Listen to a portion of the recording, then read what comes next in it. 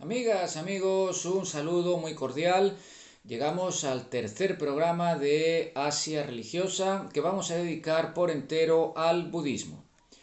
El surgimiento y desarrollo del budismo en India a partir del siglo VI a.C. y su posterior migración hacia el este marcará uno de los períodos de la historia asiática más apasionantes. Las propias fuentes budistas y jainistas nos sirven de base para establecer el marco histórico preciso de los primeros siglos de desenvolvimiento de la nueva doctrina. Durante la sexta centuria a.C., el control político principal se centraba en una región cercana al Ganges, el reino de Magadha, en manos de la dinastía Sisunaga. Al norte pervivían, no obstante, una serie de pequeños estados aristocráticos o principados como la Confederación Rig, compuesta por los Videha, Lichavi y los propios Rig, los Maya y sobre todo los Sakya, estos últimos patria del Buda histórico. Desde antiguo se ha venido afirmando que estas noblezas septentrionales estaban constituidas por familias indígenas prearias, porque la colonización aria védica parecía haber sido de menor intensidad en India oriental y las estribaciones del Himalaya, implicándose con ello que el Buda Sakyamuni no era ario, algo que se nos antoja improbable a tenor del hecho fehaciente de que el budismo aflora y se asienta desde el brahmanismo védico. El siglo siguiente vivió la consolidación de un competidor de Magadha, el reino de Kosala, cuya expansión se organizó en torno a Benarés, Varanasi y el Himalaya. Entre ambos estados, de tendencia centralizadora, consiguieron eliminar la independencia de los pequeños reinos norteños. La importancia del comercio pudo resultar esencial en la proliferación de mercaderes seguidores de la fe budista, como se refleja en el conocido ejemplo del rico mercader Anathapindika, que compró un parque para erigir en él un monasterio y entregárselo al Buda. Desde sus inicios, el budismo adoptó un carácter intelectualizante en sus enseñanzas, racional en sus ideas y un lenguaje notablemente urbano, probablemente porque su desarrollo original en el Valle del Ganges coincidió con la zona de ubicación de los reinos fuertes de la época, especialmente el de Magadha, caracterizado por su predominio urbano y la presencia significativa del comercio y la agricultura como actividades eminentemente primordiales.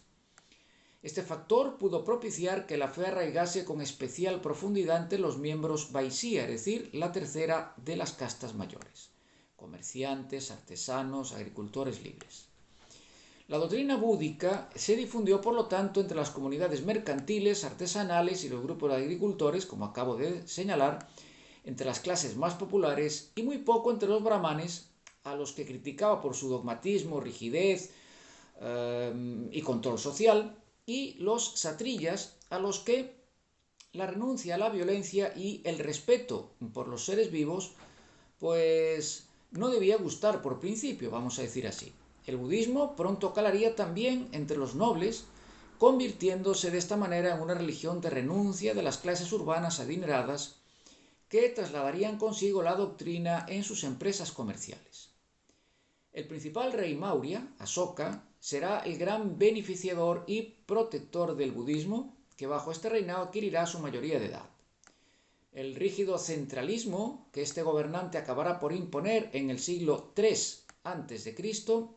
y que supondrá la casi completa unificación de India, excepto algunas regiones del sur, no será obstáculo para la nueva fe, que por el contrario conocerá en este momento su mayor relanzamiento a partir del concilio de Pataliputra en 245 a.C., que motivaría una actividad evangelizadora indetenible. Muchos monjes fueron enviados como misioneros al sur del subcontinente y a diversas regiones del Himalaya, Cachemira y fundamentalmente a Gandhara, un emplazamiento centroasiático entre Afganistán y Pakistán, en el eje Kabul-Peshawar y en la zona del Sind pakistaní, un área que ya conocía desde el siglo IV a.C. una poderosa influencia macedónico-helenística que se unía al rastro de una anterior presencia persa aqueménida. Esta confluencia cultural a la que se une el budismo y que se manifiesta en el arte greco-búdico de Gandhara, estilísticamente helenizante pero de temática budista, será primordial en la confección de una cultura budista de amplio espectro que, unida a los novedosos desarrollos mahayánicos, le servirán para triunfar plenamente en el lejano oriente. El budismo es a la vez una religión y una filosofía que debe entenderse, ser comprendida, analizada y asimilada. En este sentido, cumple el papel de un método, de un camino que es necesario recorrer y que por lo tanto hay que sentir y practicar. Su vitalidad, tolerancia, maleabilidad y flexibilidad, en especial en los enfoques mahayánicos, o sea, del gran vehículo, le proporciona todo lo imprescindible para triunfar en su peregrinaje y para abrirse a una asimilación de las nuevas culturas que vaya encontrando a su paso, pero también a una adaptación, si es menester, a las costumbres locales. Su agudo proselitismo no es agresivo y se asemeja más a un ofrecimiento que a una obligación, lo que motiva un interés inusitado y un rápido aprecio por todo aquello que pueda mostrar y enseñar. Como una filosofía de compasión sumamente vitalista, su finalidad, indicar el camino de la salvación, es eminentemente práctica. La meditación sobre las enseñanzas tradicionales del Buda supone la plena concentración y la disciplina mental, cuyo logro es incluso más significativo que las acciones directas. Desde esta óptica, el budismo está lleno de psicología, ya que, venciendo al pensamiento, se liberan las contradicciones y se llega a la verdad, es decir, al absoluto. La iniciación en la nueva fe es generada por sada, es decir, la confianza, que se fundamenta en el conocimiento, en que existe una meta por alcanzar. Esta seguridad conduce a la predisposición a experimentar una etapa nueva, diferente, entendida como el absoluto. Esta orientación empírica se lleva a cabo por medio de la guía del ejemplo búdico, de la doctrina y de la comunidad, es decir, sangha, cuyos miembros ya conocen cuáles son los frutos de su materialismo práctico. Entendido de esta manera, el budismo es una vivencia personal, autoelegida y no impuesta, que implica la obligación de obedecer. Su moral es natural en tanto se basa en el conocimiento individual que proporciona la experiencia propia. Es así, entonces, profundamente humano, ya que el seguidor del Buda no se le conmina a creer en dogmas precisos, sino que lo que crea el adepto será aquello que le dicte su propia experiencia. La verdad no está en lo que se oiga, sino en el conocimiento directo que se experimente. A través del budismo, el hombre encuentra el estado de sí mismo donde está la verdad, entendida como nirvana, que no es algo externo, sino interno y profundamente humano, tal como la escuela Chan o Zen predicará permanentemente. En su pragmatismo busca la paz y la felicidad humana, que se adquiere renunciando al yo individual a través de una serie de conductos morales y disolviendo la relación con el mundo. Se trata de liberar al hombre de la esclavitud de los sentidos y las falsas percepciones que permanentemente engañan con vanas ilusiones. El sufrimiento, patente en la vida y en el mundo, tiene como base que lo explica un sentido de justicia metafísica y de responsabilidad personal según los actos, es decir, el karma, que se hayan realizado con anterioridad. La inestabilidad fenoménica, incluyendo nuestro ego, cuerpo, mente, sensaciones, sentimientos, procura insatisfacción, sufrimiento y por lo tanto dolor, es decir, dukkha. No creer en la inseguridad y transitoriedad de todo y aferrarse al flujo continuo vislumbrado como un círculo sin principio ni fin, del que no parece posible escapar, implica padecimiento y sufrimiento. El deseo de existir que genera la ilusión de la posesión. Esta verdadera ignorancia, causante del dolor, debe ser indudablemente suprimida, y por eso el ser humano debe limpiar su mente. El budismo entiende que todo es impermanente, también la identidad personal, por lo que anula toda clase de subjetividad. Todo es cambio, toda la realidad de venir, incluyendo el hombre, que es un simple conjunto de estados de conciencia. Por todo ello no hay ser, sino acontecer. Todo es acción, pero sin ningún agente de cambio. La filosofía que el Buda muestra busca ejercer un efecto de mitigación sobre el devenir humano, encadenado a la existencia sufriente. Lograr el cese del deseo y por ende del sufrimiento es pues la meta a conquistar.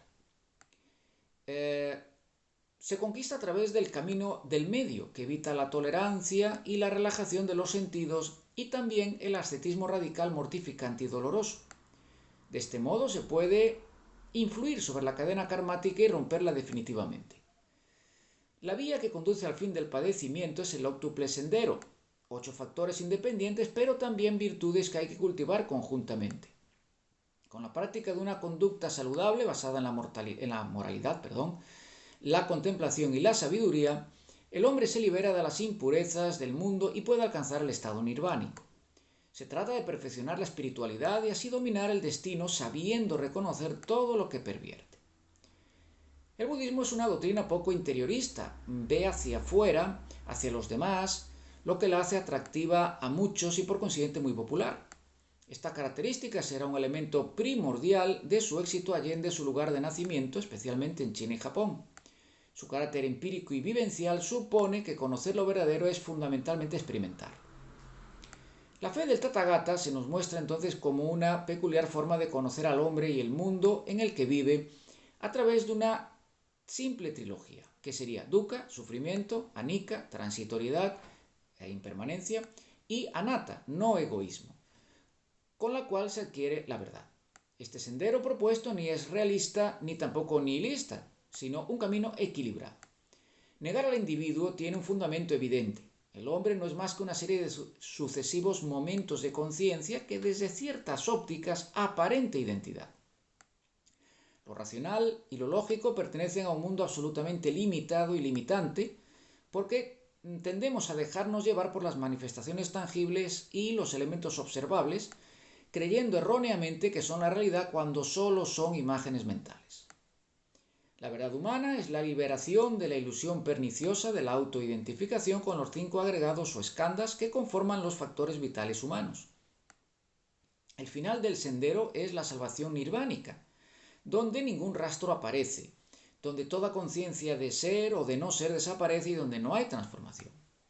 El budismo se plantea entonces como un sistema vitalista, práctico, psicológico y ético, donde la conciencia moral es fundamentalmente amor más que un rígido sistema filosófico religioso, y donde la abstracción adquirida con la meditación profunda libera el pensamiento personal, autoeducándose y conociendo la verdad última.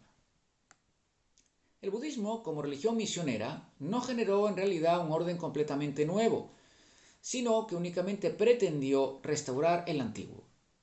La vía búdica es práctica y contemplativa, alcanzándose su comprensión cuando el hombre la verifica en sí mismo, es decir, la vivencia.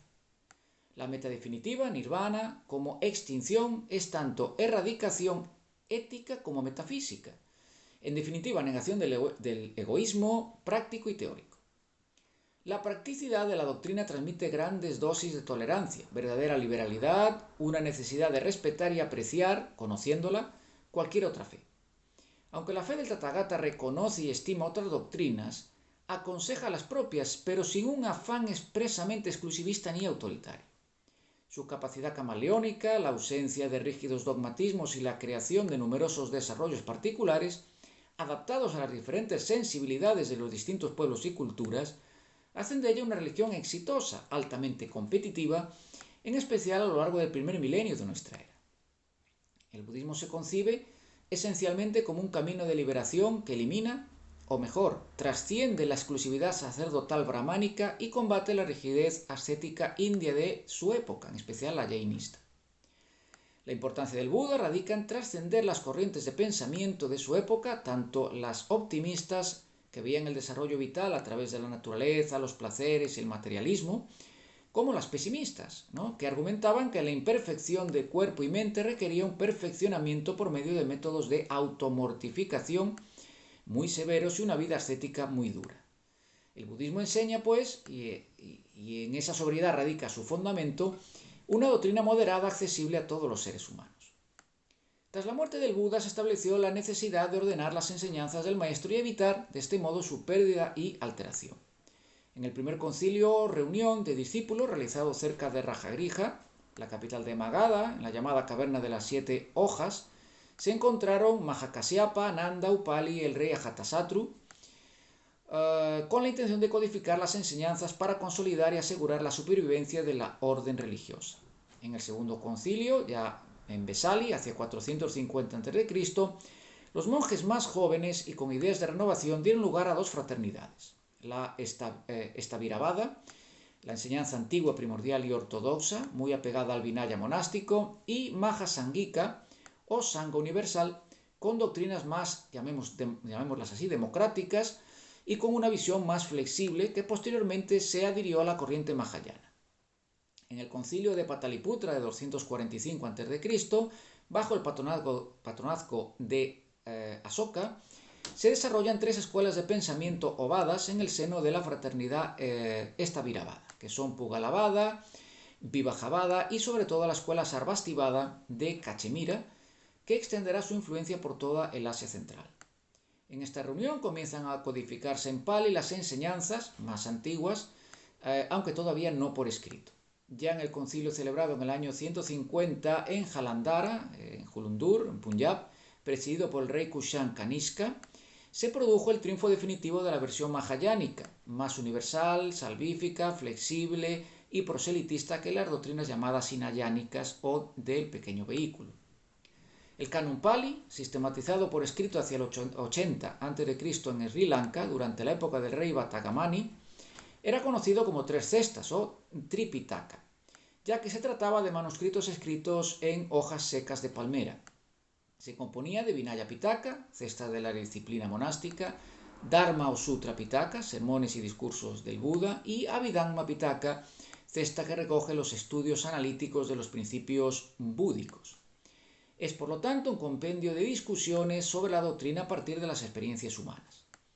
Los textos que son el fundamento del Mahayana empiezan a conformarse en sánscrito desde el siglo I antes de la era, como desarrollos ulteriores del mensaje transmitido originalmente por el Buda, como ocurre con el Sutra del Loto, el Sadharma Pundarika o el Sukhavati Yuja, que es apología del paraíso de Amitabha.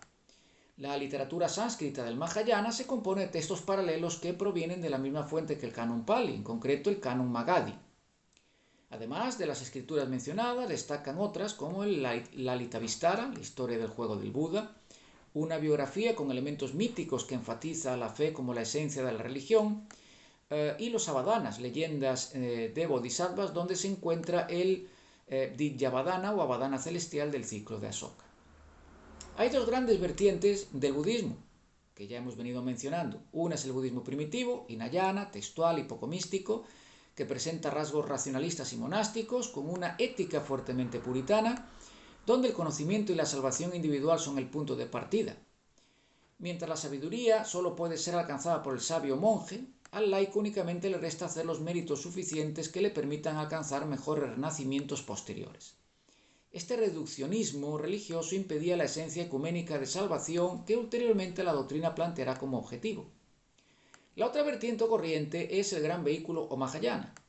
El budismo se flexibiliza, se hace menos ambicioso y exclusivista, porque tanto monjes como legos aspirarán principalmente a un mejor renacimiento que a Nirvana, dando lugar a la aparición del Buda venidero Maitreya y facilitando el camino al hacerlo menos largo, menos complicado para todo fiel o creyente que deseara seguir el sendero de la budeidad. El budismo sufre una suerte de democratización, convirtiéndose en una religión esencialmente más amplia. Buda adquiere tintes divinos y su adoración se concreta al comenzar a representarse antropomórficamente en medios pictóricos y escultóricos. A través de los tres cuerpos del Buda, el Trikaya, se convierte en una especie de Dios eterno y multiforme y provoca el desarrollo de una devoción hacia un conjunto de seres sobrenaturales que vienen a representar aspectos benévolos del Buda primigenio. Se introduce un desarrollo de la noción del Bodhisattva, liberador universal, que altruísticamente ayuda a los demás a seguir el camino de la iluminación, ya que cada hombre, cada ser humano, es un futuro Buda. El gran vehículo focaliza más sus inquietudes en los creyentes laicos y enriquece con sus interpretaciones y modificaciones la doctrina, confiriéndole un aspecto filosófico esencial. Mahayana auspicia un carácter trascendental de sus personajes, tanto budas como bodhisattvas, creando un panteón a partir de los budas de meditación llamados Yani Budas. Mahayana aparece, en definitiva, como una reforma purista que valora práctica y fe por encima de la rigidez teórica hinayana.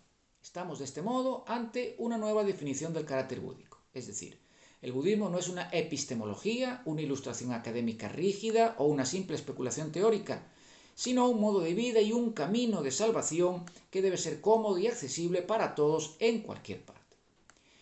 Bien, amigos, amigas, hasta aquí entonces el programa de hoy sobre el budismo. Dad like si os parece interesante la información que se acaba de suministrar, suscribiros para tener siempre en todo momento los vídeos a vuestra disposición y os emplazo para el siguiente programa, que sería el cuarto de la serie Asia Religiosa, donde trabajaremos el zoroastrismo. Hasta ese momento, amigos, amigas, salud, a conservarse y que estéis muy bien. Un saludo cordial.